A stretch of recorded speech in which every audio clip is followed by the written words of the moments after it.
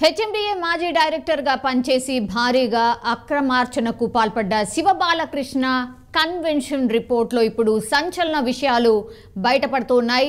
IAS Arvind Kumar పేరును శివబాలకృష్ణ ప్రస్తావించినట్టయితే సమాచారం అందుతోంది. శివబాలకృష్ణ ద్వారా అడ్డగోలుగా అరవింద్ కుమార్ అనుమతులు పొందినట్టు కూడా తెలుస్తోంది.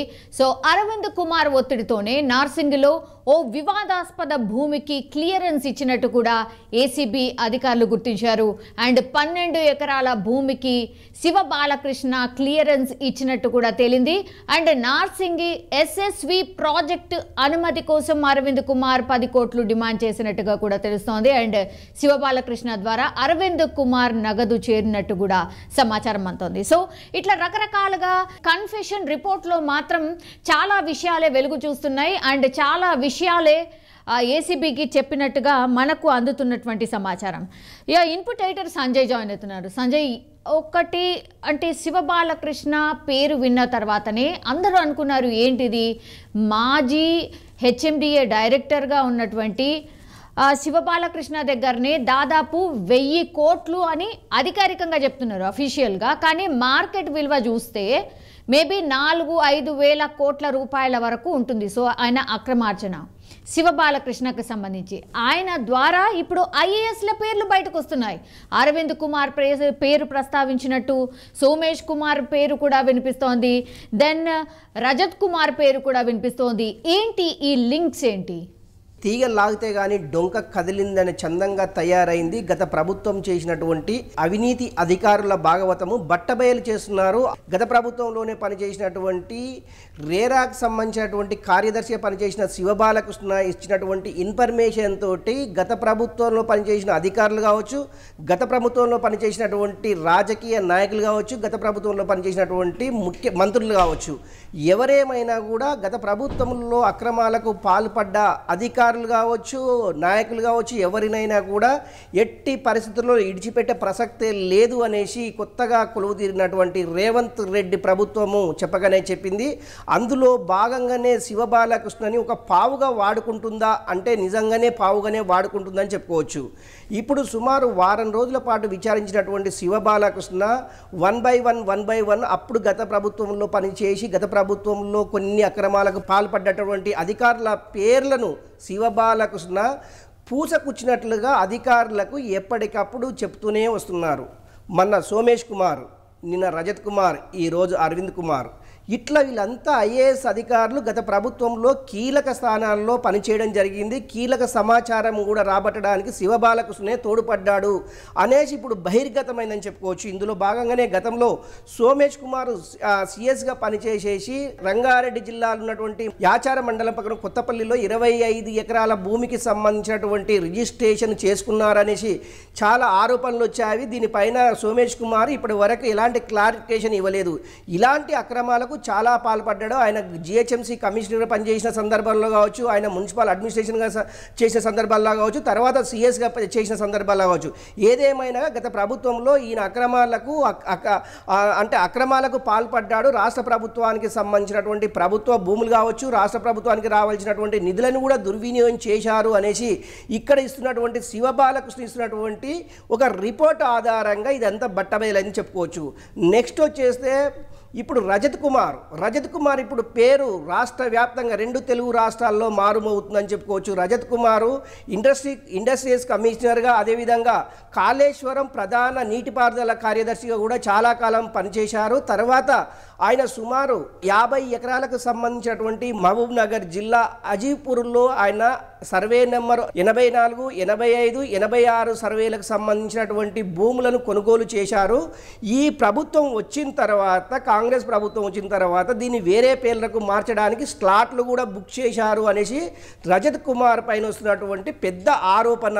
ఇలాంటి అక్రమాలకు పాల్పడ్డటువంటి ఐఏఎస్ అధికారులు అంటే శివబాలకృష్ణ ఇచ్చినటువంటి ఇన్ఫర్మేషన్ అనా ఇతరతర ఏమన్నా కొనుగోలు చేశారా, స్థిరాస్తులకు సంబంధించి కావచ్చు, చరాస్తులకు సంబంధించి కావచ్చు, బ్యాంకుల డిపాజిట్లకు సంబంధించినటువంటి కావచ్చు, ఏదేమైనా కూడా శివబాలకృష్ణని మళ్ళీ కస్టడీకి తీసుకుంటే మరింత సమాచారం రాబట్టు వచ్చు అనేసి ఏసీబీ అధికారులు అయితే యోచిస్తున్నారు. ఏసీబీ అధికారులు ఇప్పటికే ఇన్కమ్ ట్యాక్స్ వాళ్ళకి కానివ్వండి, అదేవిధంగా ఎన్ఫోర్స్మెంట్ డైరెక్టర్స్కి ఇప్పటికే సమాచారం ఇచ్చారు. ఇప్పుడు వీళ్ళు కూడా అంటే ఇన్కమ్ ట్యాక్స్ సంబంధించినటువంటి అధికారులు కావచ్చు, అదేవిధంగా ఎన్ఫోర్స్మెంట్ డైరెక్టర్స్కి సంబంధించి ఈడీ అధికారులు కావచ్చు, శివబాలకృష్ణన్ని మరీ అదుపులోకి తీసుకొని ప్రశ్నించే అవకాశం ఉంది. ఎందుకంటే మనీ లాండరింగ్కి సంబంధించినటువంటి వాటికి పాల్పడ్డాడు అనే ఒక కోణంలో అయితే శివబాలకృష్ణని విచారించే అవకాశం ఉంది.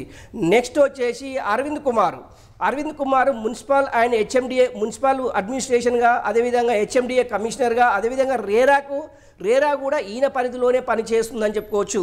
ఈ 3 ముఖ్యమైనటువంటి శాఖలుగానే అరవింద్ కుమార్ చాలా కాలము పనిచేశారు. అరవింద్ కుమార్ పనిచేసే క్రమంలో శివబాలకృష్ణ రేరాకు సంబంధించినటువంటి కార్యదర్శిగా కొన్నాళ్ళు పనిచేశారు. ఈ యొక్క నార్సింగ్కి సంబంధించినటువంటి ఒక అంటే లిటికేషన్ ఉన్నటువంటి ల్యాండ్కి సంబంధించినటువంటి అది ప్రభుత్వ భూమి, ప్రైవేటు భూమి అని చాలా కాలం నుంచి జరుగుతున్నటువంటి ఈ యొక్క వీటిలన్నిటినీ కలుపుకొని అప్పుడు అంటే శివబాలకృష్ణ అరవింద్ కుమార్కు సహకరించాడు అనే ఒక ముఖ్యమైన ఉద్దేశంతో 12 ఎకరాలకు సంబంధించినటువంటిది 10 కోట్లు డిమాండ్ చేశారు. 1 కోటి రూపాయలు ముందుగా అడ్వాన్స్ ఇవ్వడం జరిగింది. తర్వాత మొత్తము శివబాలకృష్ణ నేరుగా అరవింద్ కుమార్ ఐఏఎస్ ఇంటికి వెళ్ళేసి ఈ డబ్బులు ముట్టజెప్పారనేసి ఒక పెద్ద ఆరోపణ అయితే శివబాలకృష్ణ అరవింద్ కుమార్ ఐఏఎస్ పైన చేయడం జరిగింది. నిజంగా ఈ 12 ఎకరాలకు సంబంధించినటువంటి నార్సింగ్లో ఉన్న భూమి విలువ ఎంత అంటే ఓన్లీ లంసమ్ అమౌంట్కు సంబంధించిందే 10 కోట్ల రూపాయలు డిమాండ్ చేస్తే అది ఎన్ని వేల కోట్ల రూపాయలు ఉంటుంది, అసలు ల్యాండ్కి సంబంధించినటువంటి డాక్యుమెంట్స్ ఎలా తయారు చేశారు అనే కోణంలో ఇప్పుడు ఏసీబీ అధికారులు చూడడం జరుగుతుంది. అందులో భాగంగా దీనిపైన అంటే ఇప్పుడు ఈ ప్రభుత్వం కాంగ్రెస్ ప్రభుత్వం రేవంత్ రెడ్డి ముఖ్యమంత్రిగా ఉన్న తర్వాత అవినీతి అధికారుల భాగవతము శివబాలకృష్ణ తాన ఇంకా చాలా వచ్చే అవకాశం ఉంది అనే కోణంలో ఈ రాష్ట్ర ప్రభుత్వం అయితే దీనిపైన పూర్తి దర్యాప్తు చేపట్టాలి. దర్యాప్తు సంబంధించినటువంటి అధికారులు కావచ్చు, అప్పుడు పనిచేసినటువంటి మున్సిపల్ శాఖ మంత్రులుగా పనిచేసినటువంటి వాళ్ళు కావచ్చు, లేకుంటే మంత్రులుగా పనిచేసిన వాళ్ళు కావచ్చు, ఎవరెవరితోటి తసంబాలు కొనసాగించారు శివబాలకృష్ణ.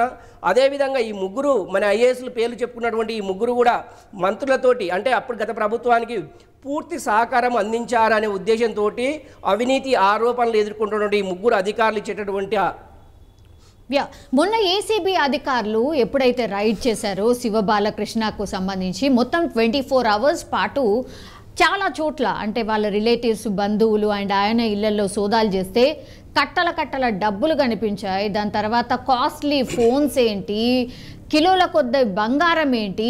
ఇప్పుడు డైరెక్ట్గా ఎలిగేషన్ ఏమొస్తుందంటే శివబాలకృష్ణ వద్ద ఇప్పుడు సోమేష్ కుమార్, రజత్ కుమార్ ఆస్తుల పేపర్లు సైతం లభ్యమయ్యాయి అంటున్నారు.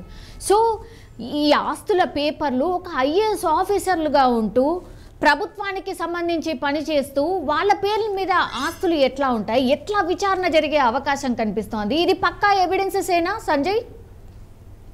సౌమ్య, ఒకటి కొంత గోప్యత అంటే శివబాలకృష్ణ ఇచ్చినటువంటి రిపోర్టు ఆధారంగా అయితే కొంత గోప్యత అయితే అధికారులు దాచిపెడుతున్నటువంటి సమాచారం. ఎందుకంటే పూర్తిగా బహిర్గతం చేస్తే ఇందులో ఎవరెవరు ఇన్వాల్వ్మెంట్ ఉందో వాళ్ళు అలర్ట్ అవుతారనే ఉద్దేశంతో కాంగ్రెస్ గవర్నమెంట్ రేవంత్ రెడ్డి ముఖ్యమంత్రిగా ఉన్న సమయం ఇప్పుడు ఈ గోప్యత అంటే కొంతవరకే వీళ్ళు బయటికి రిలీజ్ చేస్తున్నారు. కానీ మిగతాది కాన్ఫిడెన్షియల్గా ఉంచేసి తదనంతరము వాళ్ళకు నోటీసులు ఇవ్వడము, లేకుంటే వాళ్ళని అదుపులోకి తీసుకోవడము, వాళ్ళు విచారించడము, ఈ ప్రక్రియ మొత్తం ఇంకా సమయం చాలా ఉంది కనుక చాలా మీన్స్ ఏంటంటే ఓన్లీ శివబాలకృష్ణ ఇచ్చేటటువంటి ఇన్ఫర్మేషనే కాదు, ఈ ఐఏఎస్లు ఇచ్చేటటువంటి ఇన్ఫర్మేషన్ ఆధారంగా కూడా మరింత లోతుగా ఆ దర్యాప్తు చేస్తే అప్పుడు గతంలో పనిచేసినటువంటి మంత్రులు కూడా బయటికి వచ్చే అవకాశం ఉంది అనేసి ఈ రాష్ట్ర ప్రభుత్వం అయితే యోచిస్తుంది.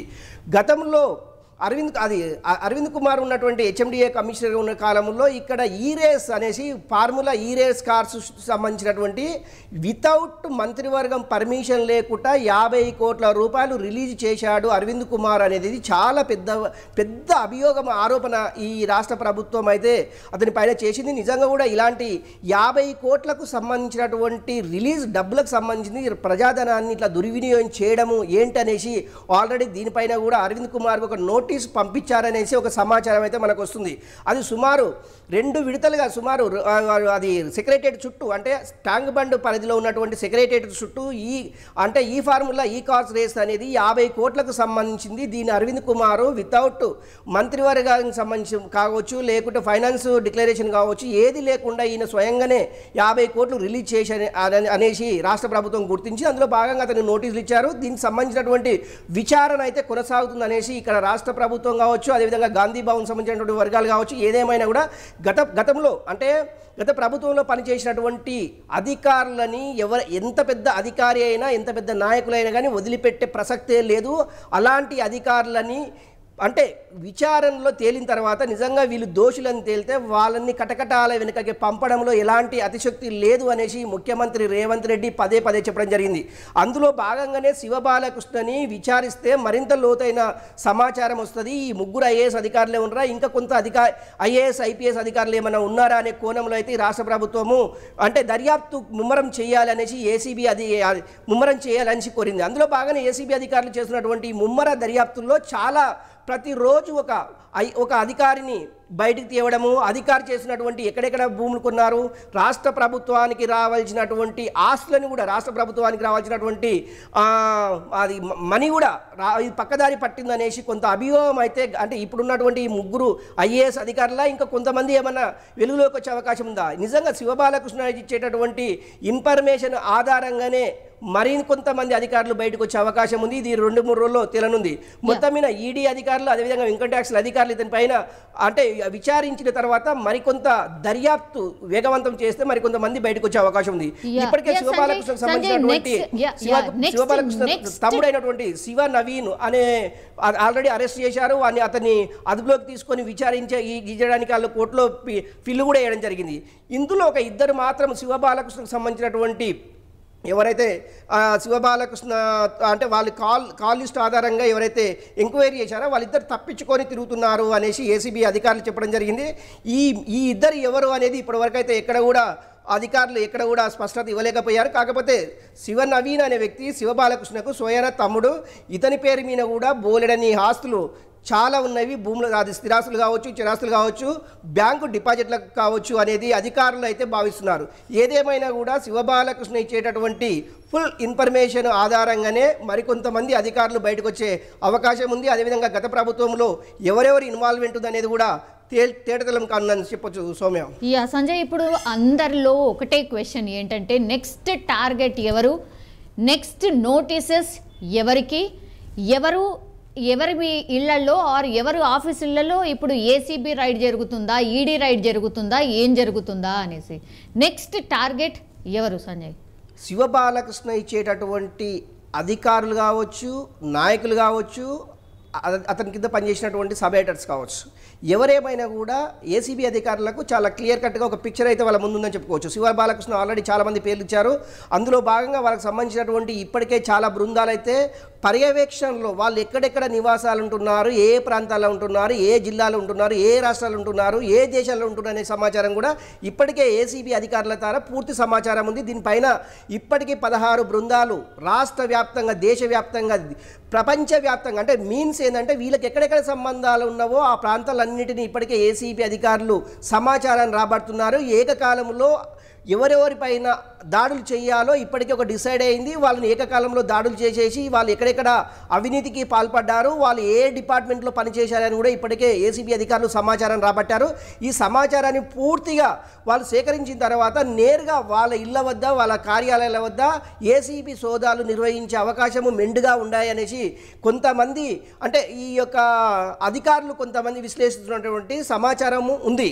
అందులో భాగంగానే ఏసీబీ అధికారులు అడుగు తీసి అంటే స్లో పాయిజన్గా ఎప్పటికప్పుడు ఈ యొక్క సమాచారాన్ని రాబడుతున్నారు. అందులో భాగంగా శివబాలకృష్ణ కస్టడీ అయితే ముగిసింది. మొత్తం మీద రేపు మళ్ళీ కూడా మండే రోజు కూడా మళ్ళీ కస్టడీకి తీసుకునే అవకాశం లేకపోలేదు. మరికొంత సమాచారం రావాలి అంటే శివబాలకృష్ణని విచారిస్తేనే సమాచారం వస్తుంది అనే ఉద్దేశంతో శివబాలకృష్ణని పూర్తిగా దర్యాప్తులో భాగంగా ఆయన విచారిస్తున్నారు. అందులో భాగంగా ఇప్పటికే ఏసీబీ అధికారులు ఎన్ఫోర్స్మెంట్ డైరెక్టర్ కానివ్వండి, కమర్షియల్ ట్యాక్స్ అది ఇన్కమ్ ట్యాక్స్ సంబంధించినటువంటి డిపార్ట్మెంట్లకు ఇప్పటికే వాళ్ళు ఎవిడెన్స్ పంపించారు. అంటే సుమారు అంటే ఓన్లీ ప్రభుత్వ వాల్యూ ప్రకారము 250 కోట్ల రూపాయల ఆస్తులు కూడబెట్టాడు శివబాలకృష్ణ అనేది ఒక పెద్ద అభియోగం.